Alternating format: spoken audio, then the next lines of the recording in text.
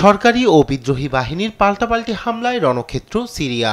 দেশটির গুরুত্বপূর্ণ শহর আলেপ্পো, ইদলিব ও হামায় বিদ্রোহী গোষ্ঠীর আক্রমণের মুখে শুরুতে পিছু হটলেও পাল্টা আক্রমণ শুরু করেছে সিরিয়ার সরকারি বাহিনী। মার্কিন গণমাধ্যম সিএনএন জানায়, আলেপ্পোর পূর্ব দিকে একটি গুরুত্বপূর্ণ সামরিক ঘাঁটির নিয়ন্ত্রণ নিয়েছে বিদ্রোহীরা। হামার দিকেও এগোচ্ছে তারা।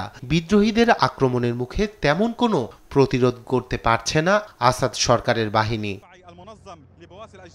সিরিয়া সরকারের সমর্থক রাশিয়া ও ইরান নিজ দেশের সংঘাত নিয়ে বেশি ব্যস্ত থাকায় সিরিয়ায় এ পরিস্থিতি তৈরি হয়েছে এবং এতে গেল ৮ বছরের মধ্যে এটিকে প্রেসিডেন্ট আসাদ সরকারের সবচেয়ে বড় পরীক্ষা বলে মনে করছেন রাজনৈতিক বিশ্লেষকরা।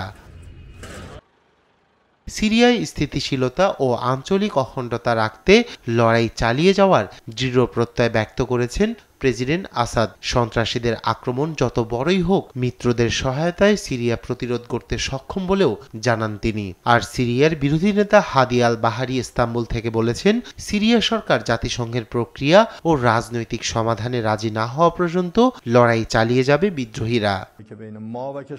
এদিকে সিরিয়ায় যুদ্ধ ও অস্থিরতা চায় না ইরান, এমনটা জানিয়েছেন ইরানের প্রেসিডেন্ট মাসুদ পেজেশকিয়ান। ইরান সমস্ত দেশের আঞ্চলিক অখণ্ডতাকে সম্মান করে। ইরান মনে করে কোনো অজুহাতে অন্য দেশের আঞ্চলিক অখণ্ডতা লঙ্ঘন করার অনুমতি দেওয়া উচিত নয়। নিরাপত্তা ও শান্তি নিশ্চিত করতে এবং সন্ত্রাসীদের মোকাবেলা করতে আমরা আমাদের সক্ষমতা প্রয়োগ ঘটাবো। তবে আমরা যুদ্ধ এবং অস্থিরতা খুঁজছি না, আমরা শান্তি ও নিরাপত্তা খুঁজছি। আর সিরিয়ায় গৃহযুদ্ধের অবসান ঘটাতে রাজনৈতিক সমাধান চায় যুক্তরাষ্ট্র।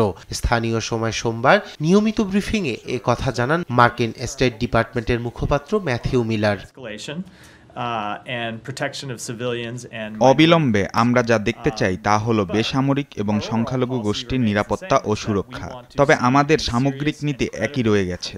আমরা এই গৃহযুদ্ধ একেবারে শেষ করার জন্য একটি গুরুতর এবং বিশ্বাসযোগ্য রাজনৈতিক প্রক্রিয়া দেখতে চাই।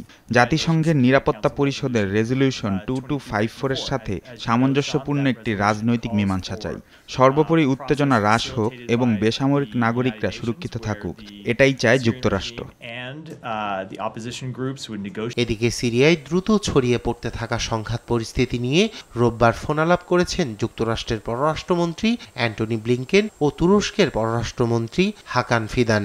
একই দিন একটি যৌথ বিবৃতিতে যুক্তরাষ্ট্র ও তাদের মিত্র ফ্রান্স, জার্মানি ও যুক্তরাজ্যের পক্ষ থেকে সিরিয়ায় যুদ্ধ উত্তেজনা হ্রাসের আহ্বান জানানো হয়। রায়হান কবির শুভ্র, নিউজ ডেস্ক, দেশ টিভি।